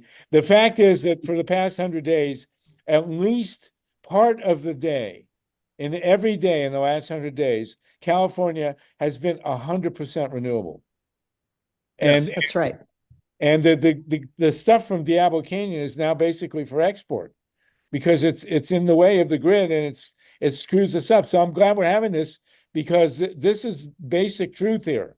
The reality is Diablo Canyon is not only extraneous to the needs of Los Angeles, it's a harm. It's a downfall, because we're paying for it, and we don't get the electricity here, and we don't need it. Go ahead, Linda. You want to jump in further on that? That's right. And not only that, when we did have that shortfall back in 2020 for about 10 minutes on 2 consecutive days, on 2 of the hottest days of the year, unfortunately, when Diablo Canyon is online, they have to hold it. Diablo Canyon is around 2,200 megawatts. When Diablo Canyon is running, CAISO, our energy distributor, has to hold 2,200 megawatts of available power in storage in case Diablo happens to go down. So at all times on the grid, they have to hold back at least 2,200 megawatts. Now, the other thing is that in the past Of course, the California Energy Commission was commissioned through the SB 846, the law that kept Diablo Canyon open. They were charged with doing an updated energy needs assessment once. Well, they were supposed to turn it in last September. There was a preliminary report that was prepared by the staff. The CEC, the commission, never finalized that preliminary report. And so now we're operating with a dearth of actual information about the reality of what's on the grid in California, because one could guess that this is a deliberate obfuscation of how much renewable energy we have available right now. Number one, we know that we've put online over 10,000 megawatts of renewable battery storage Right. over the past 2 years. Okay. We have, and that battery storage, what that is for those hours between 4 and 9 p.m. on the hottest days of the year. If there should be a shortfall, that kicks in to supplement. That's 5 Diablo Canyons worth of battery storage that we have now. So Denny, Plus, the reality is, Linda, let me jump in. Linda and Sure. we're like an old married couple. we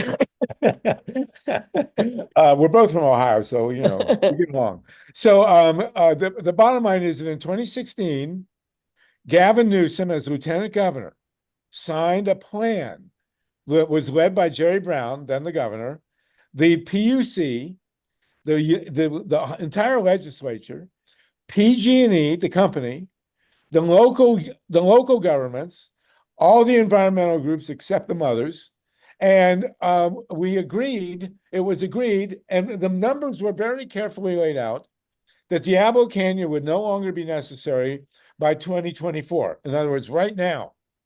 Right. And the only thing that changed between 2016 and now was there was actually a major surprising wave, a tsunami of battery technology that nobody counted on. It was really a technological hit from left field. And so, as Linda said, 10,000 megawatts, for God's sakes, 5 Diablo Canyons of battery storage has been added. A lot of it, or most of it, and Ron Leonard will know that, is privately owned. People putting batteries in their houses. And also, by the way, using their electric cars as batteries for their houses, which you can do. And so the whole plan of phasing out Diablo by this year was trumped. Oh no, I can't use that word. was Camilla'd, and we are far, far, far in excess in the renewable energy capacity in California for any need whatsoever for Diablo Canyon. And all those empty rooftops in LA are just waiting to be filled. There was an article, sometimes you want to wring somebody's neck. There was an article in the LA Times about how they want to chop down all these Joshua trees and build a giant solar factory out wherever in the boonies, where they want to chop down like 2,000 Joshua trees. For God's sakes, it's insane. Where the rooftops in LA are sitting empty and could be filled with no particular transmission charge and all these microgrids. And there's one other thing you probably haven't thought of. We need to cover the aqueduct. The aqueduct can be covered with solar panels. Solar panels work better when they're cooled. You just float the solar panels on the aqueduct. You reduce the evaporation by, 80, 90%. You have a perfect power line. You don't have to do any right away. And boom, there we are. So Can I jump in? Oh, I understand. MYLA RESON also. I understood. See, I have no argument with what you're saying. The question you asked me, though, was how would this ballot measure factor in to this? And of course, the ballot measure isn't going to be on the ballot till 2026. And assuming it's adopted, what it does is provide money for a boatload of renewable technologies. Now, that means nothing for Diablo now. It could mean something for nuclear and other sources of power, natural gas powered plants, etc., in the future by making them unnecessary, if Diablo happens by that time to still be operating. So I'm not arguing against your premise here. I'm only trying to explain how this measure would be. The measure can't do everything. Number one, it's not statewide. Number two, it's only a funding source for investments. It's not a regulatory tool. So don't look to this measure to solve that problem. Find other strategies to solve that problem. Myla's chomping on the bit, and then we'll go to Steve. Go ahead, Myla. Thank you. Yeah, I'd really like to jump in here, and you're right, Sonny. I mean, Denny. Newsom did say that the reason to extend the operating life of Diablo was because he was afraid of blackouts and brownouts. Right. But that was not because we didn't have enough energy to avoid those blackouts and brownouts.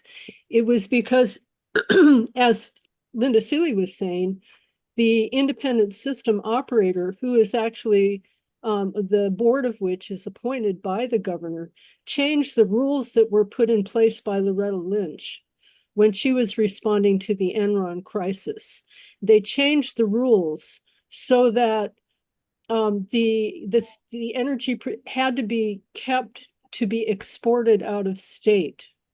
So so what needs to happen is that the California Independent System Operator and the Public Utilities Commission need to change those rules back to avoid the brownouts and blackouts.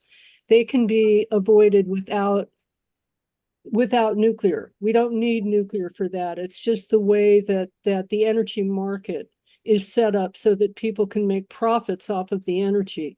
Now, I also wanted to ask you. I do. One second, real quick. I do want to jump in with a totally left field analogy, but the Irish potato famine was not caused by a shortage of potatoes, because what was happening was the British were taking the potatoes and exporting them, and that's why people in Ireland were starving.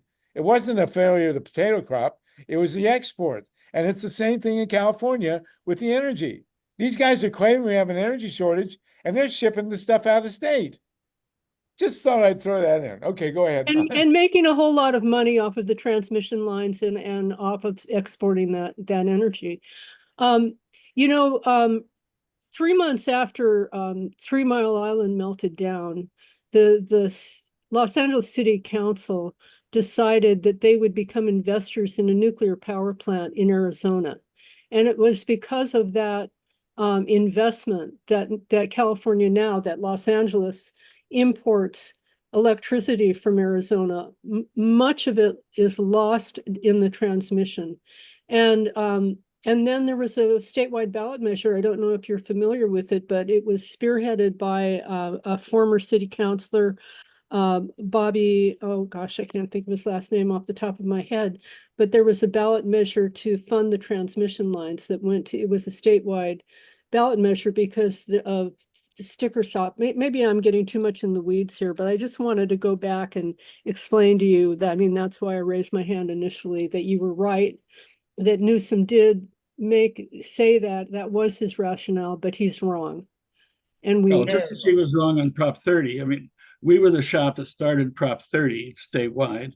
And it was, when Newsom came out and called Prop 30 the lift grift, as if Lyft had concocted this whole arrangement, for us, it was very clear that the governor was operating with a completely different set of intentions. What he didn't want was taxing those making $2 million a year. Instead, he'd rather, frankly, lie to us about the origins of the measure in order to defeat it and to make sure that his very rich friends didn't get taxed. So I'm no fan of the governor. and don't take his word too seriously, frankly. But well, what he did on keeping Diablo is beyond outrageous. He signed this plan. It's a landmark plan. It should be applied all over the world for the phase out of Diablo. They took care of the workers. They took care of the local governments. They dealt with the tax bases. They did, everything that should be done in the almost everything in the phase out of a nuclear power plant. Reason the mothers didn't endorse it because it allowed Diablo to continue to operate. But that's one of the reasons, right?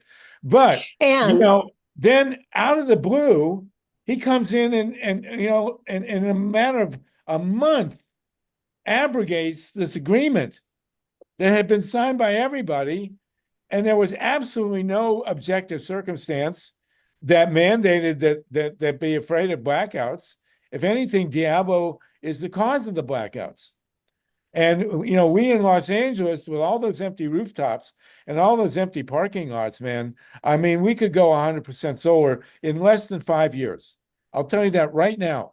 In less than 5 years, Los Angeles could be, if it uses those spaces, 100% solar.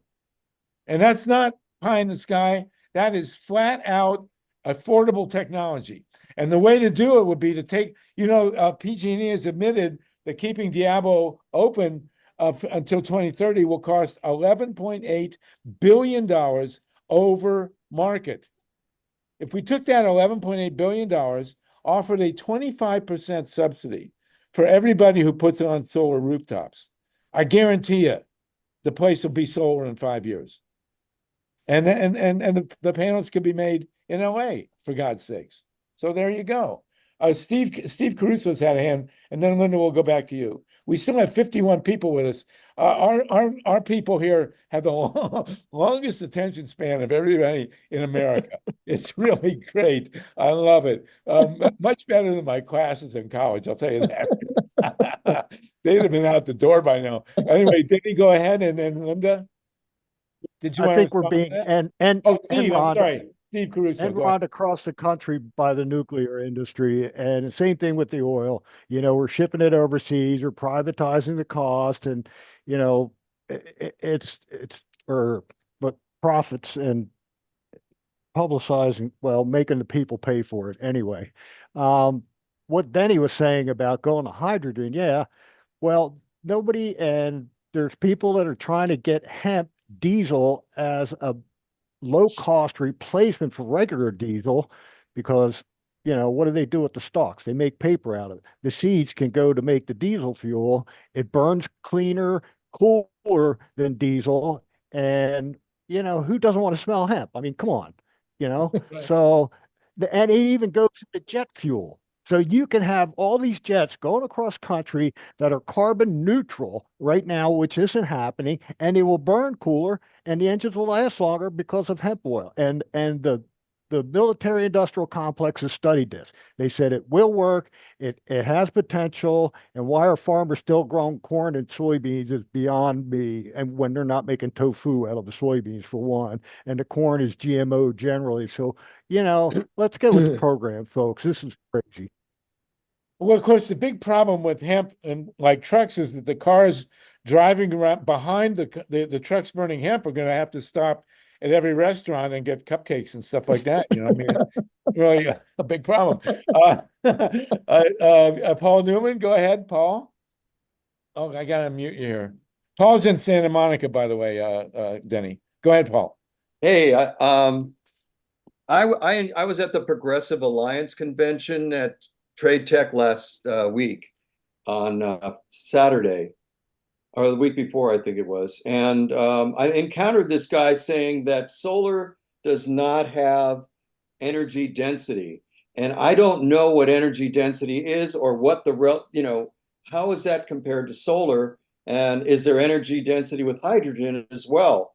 I don't understand that, but he said solar is not the complete answer, that we have to have fossil fuels still. And I was shocked. And he was also talking about donut economics, which, is weird too. But anyway, does anybody have an answer to that? What is He's wrong. He's just flat out wrong. I mean, there's just more than enough Well, Paul has solar on his rooftop, by the way. Yes. So he used to have a nuclear plant in his basement, but he decommissioned it. So, I mean, the bottom line is that there's plenty of solar. I do want to run real quickly by this, everybody on this one. J.D. Vance, he's a mystery. Why did Trump really nominate J.D. Vance? It's not because he was from Ohio and, a fake hillbilly. I did watch the movie Hillbilly Elegy the other night. It wasn't bad, actually. If you discount the fact that the hero of the film turned out to be a total jerk, the film is okay. But the bottom line is that J.D. Vance is representing the high-tech Silicon Valley guys, the bad guys. I mean, Silicon Valley, there's good guys and bad guys, right? And he's representing the bad guys. And what they want is small modular reactors, which don't exist and never will. But they want these small reactors that they can personally own and that they will use for AI and crypto. AI and crypto are energy world unto themselves. And they want these small reactors, not for the grid, but to stick right next to their AI and crypto factories so they have their own private source of power. And that's where Bill Gates is coming from. And J.D. Vance, who's owned and operated by this Peter Thiel guy, that's where he's coming from too. So when you hear somebody saying energy density, what they're really talking about is these super high-tech AI and crypto factories that, use more energy than God. But we don't have that in LA. In LA, that which is behind you, it's all big and spread out. It's perfect for solar. And my dream is to get to Magic Johnson and to convince him and LeBron to cover the parking lots at Crypto and Dodger Stadium. So real quick. We want to thank GREG Coleridge for coming by. Greg, yeah, thank you, Greg. Next week, come back next week. We're going to deepen the discussion on the Electoral College and what we're really looking at. So, and Denny, you're coming on our radio show on Wednesday, California Solartopia, with MYLA and Tatanka and me and Linda. You're invited. We want to duplicate this discussion or expand on it. But I do think that the caveat needs to be clear here that I'm talking about a ballot measure that will raise money in Southern California. And so it's not money that will be able to be spent in any way related to Diablo, but it can create the expanded, accelerated development of renewable power, which will make both Diablo and any of the other fossil-powered increasingly irrelevant and allow us to shut them down. Not just Diablo, but all the natural gas plants as well. But it's not money that can be spent up in the coastal counties up north. So it's the Diablo Canyon issue is not going to be solved by this measure. Okay, but Denny, it's all connected, and by power line. all of this, we're talking about dense energy, which I think is another name for fossil fuel. I think that's dense energy. As opposed to dense politician, but yes, it's close. Dense energy is what is flooding Florida right now, and Georgia and South Carolina. All of this business with the destruction, the fires in California and in Canada, and the extreme heat, and the rain and the winds and the tornadoes, it's all connected too. And so I think the thing that we need to think about is not, we humans have this tendency to try to extract statistics and numbers and stuff and compare and contrast, and we have to do that, I understand. But we also have to understand that this is our world that we're talking about. This is our beloved mother that we are despoiling. And nuclear power creates the most toxic substance that has ever been created on the face of the planet. And Belinda, I want you to be clear. I do not need to be convinced of that. I marched I with Barry know Commoner. you don't. I marched know. with Barry Commoner outside of Diablo in my 20s, and Good. and that philosophy has never left. And it's never stopped, has it? I mean, that's why we're all here today, right? That's right. We did shut San Onofre. That's and we right. will shut Diablo Canyon. And the whole nuclear issue in this country, this is not about the nuclear power. This is about Diablo Canyon. But the whole nuclear industry is looking to Diablo Canyon. That's if we right. shut Diablo Canyon, that is a, and there's no more. That means that Germany has gone post-nuclear. Germany was the fourth largest. There's a debate: is the fourth largest economy in the world California or Germany? We're neck and neck, and they are post-nuclear, and we're just this far away from California being post-nuclear, and they can't stand that. MYLA's got a hand up, and we're actually running out of time here. It's a phenomenal couple of hours, but go ahead, MYLA. Oh, I have a couple of questions. I live in Santa Monica, and I have a couple of questions about the ballot measure. I am wondering, you may know that over $1 billion was given to California from a tranche of money that had been allocated by the U.S. Congress to address the climate emergency and or climate crisis.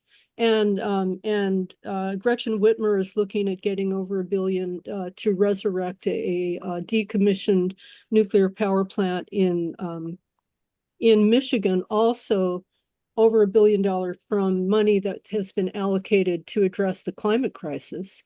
And I am wondering whether there's any language in the measure that you're proposing, Denny, to make sure that any money that is voted on by the voters of Southern California would not then go somehow be diverted in some way to nuclear power. And and I have a second part to my question, which has nothing to do with that, but a couple of things. One, Stanford professor Mark Jacobson has also been talking about how green hydrogen, as opposed to blue hydrogen, can be used for long haul freight. Something that you brought up earlier. I'm wondering if you have worked with and are familiar with Mark Jacobson and his work.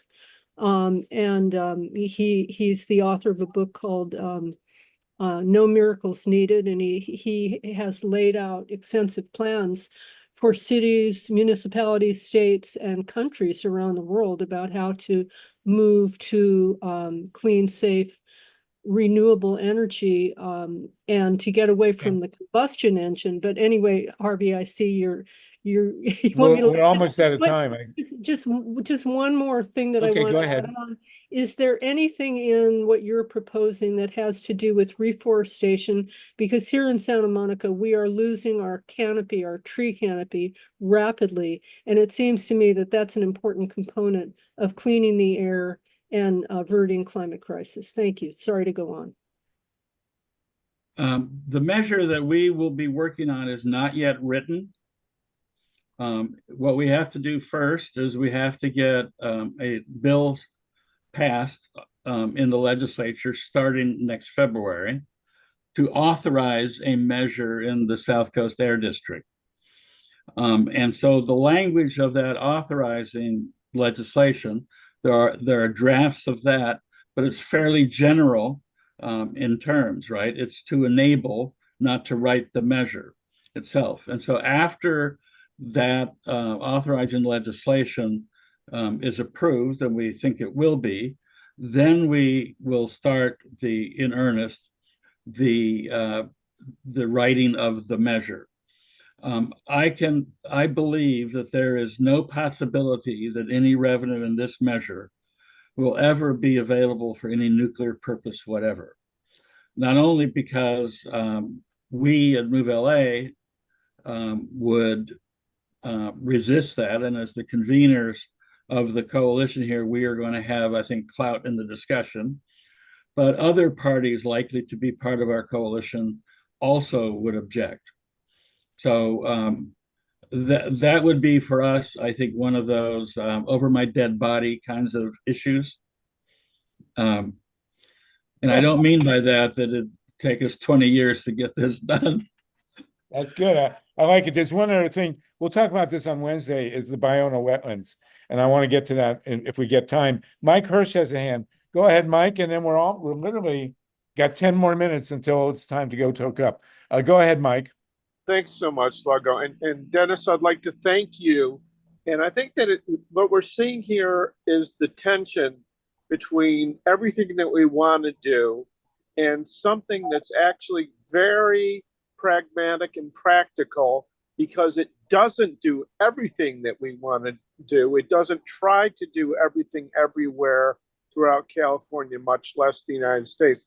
However, it is a model that we can use. And if we get behind what Dennis is doing and not try to load it down with like a Christmas tree with every ornament possible until the whole thing topples over and can't get done, I think what we can do is get behind this process that Dennis is leading, do it in LA where the political climate is favorable, and get this accomplished as a model for other places, for Portland, Seattle, Washington, D.C., Miami. All these different places can follow along.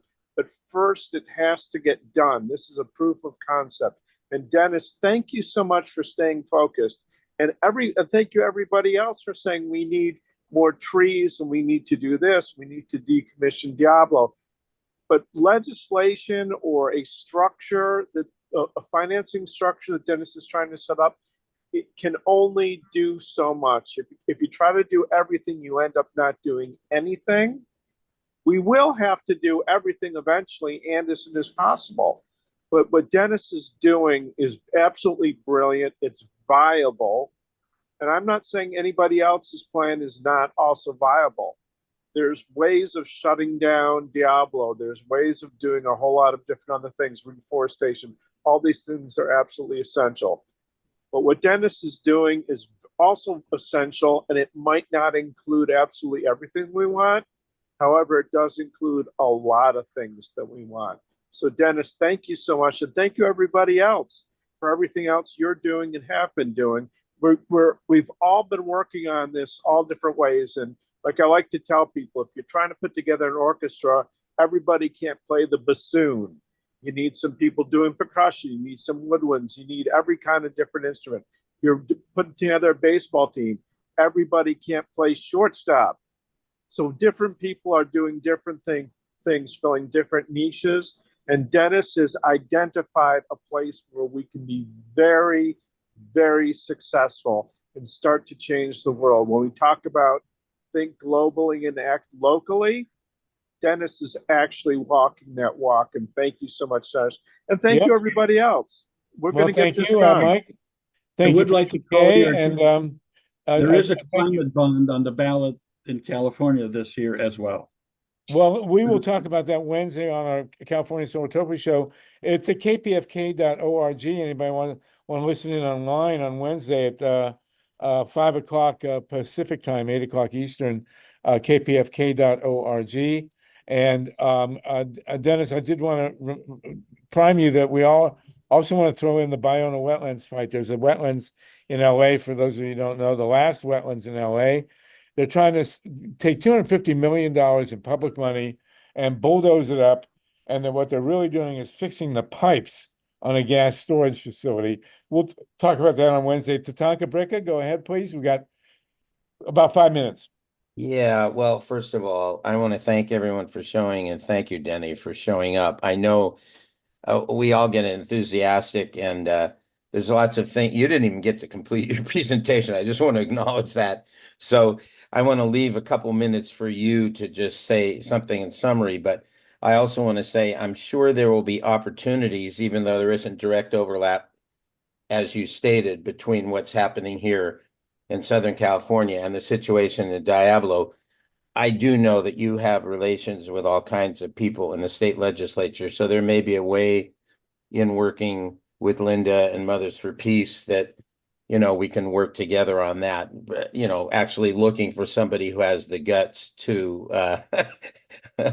to do what's right there. Okay, I'll leave it at that for now. And Challenge the governor. yes. Yeah, right. well, you know, I think this governor, the Truth in Packaging Act should be, he should really make it clear that he's a Republican. I mean, this is, come on, he's no Democrat. I want to throw it back to you, Denny, because I know we don't have much time. Yeah, go ahead, Denny, please. Well, I've enjoyed the conversation. Thank you. Yes, it's absolutely correct that this will do a lot with respect to emission reductions, but it won't do everything. And it won't do, even with respect to emission reductions, it won't do everything. It won't, I'm interested to hear how you think it might address Ballona wetlands, but I'm not sure I see that connection, but it's a worthy discussion of its own. And yes, there is a process that we've been working on, you know, figuring out how to put together transformative ballot measures that voters will approve and create a boatload of money to invest in the things that need to be invested in. That's what we're working on. And what I would like to see, oh, sorry, go ahead, finish up, please. Okay, I'd love to hear what you'd like to see.